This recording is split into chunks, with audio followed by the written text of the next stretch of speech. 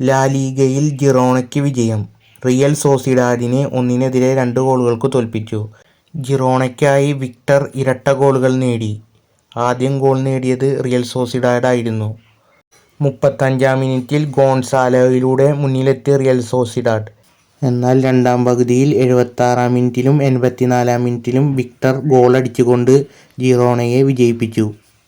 Italian ലീഗിൽ പിസയെ എതിരില്ലാത്ത 1 ഗോളിന് തോൽപ്പിച്ച് ലീസിനായി 72-ാം മിനിറ്റിൽ ഗോൾ നേടി സുർലിക്. ബുണ്ടസ് ലീഗയിൽ ആർ.ബി ലൈപ്സിഗയെ 1-3 ഗോളുകൾക്ക് തോൽപ്പിച്ച് യൂണിയൻ ബെർലിനായി 57-ാം മിനിറ്റിൽ ഗോളടിച്ച് ബർക്ക് ലീഡ് പിടിച്ചു. എന്നാൽ 60-ാം മിനിറ്റിൽ ഗോമസിലൂടെ തിരിച്ചടിച്ച് ലൈപ്സിഗ ഒപ്പമെത്തി. എന്നാൽ 63-ാം മിനിറ്റിൽ ആൻസനിലൂടെ രണ്ടാമത്തെ ഗോൾ അടിച്ചുകൊണ്ട് യൂണിയൻ ബെർലിൻ ലീഡ് പിടിച്ചു. 93-ാം മിനിറ്റിൽ സ്കാരിക്കും ഗോളടിച്ചതോടുകൂടി എതിരില്ലാത്ത 3 ഗോളുകൾക്ക് ബെർലിൻ വിജയിച്ചു കയറി. അപ്പോൾ ഇതുപോലത്തെ എല്ലാതരം സ്പോർട്സ് വാർത്തകൾക്കുമായി ഈ ചാനൽ മറക്കാതെ സബ്സ്ക്രൈബ് ചെയ്യൂ.